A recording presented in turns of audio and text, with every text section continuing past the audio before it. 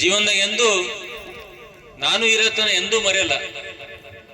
ಯಾಕಂದ್ರೆ ಸತ್ಯ, ದೇಶವನ್ನೇ, ರೈತರ ಬಗ್ಗೆ ಕಾಳಜಿ, ದೇಶದ ಯೋಧರ ಬಗ್ಗೆ ಕಾಳಜಿ, ಇಷ್ಟರು ಪರಮ ಗುರುಗಳನ್ನ ನೋಡಿದೆ. ಬಟ್ ಆ ಸಂಸ್ಥಾನ ಮಠ ಒಂದು ರೈತರ ಬಗ್ಗೆ ಕಾಳಜಿ ಉಳ್ಳವರು, ಅದು ನಮ್ಮ ಅಪ್ಪವರು, ಅದು ಮಹಾರಾಜರ ಅತಿ ಗರ್ವಲಿಂದ ಹೇಳ್ತೀನಿ ನಾನು. ಇಡೀ ಬೀದರ್ಲಿಂದ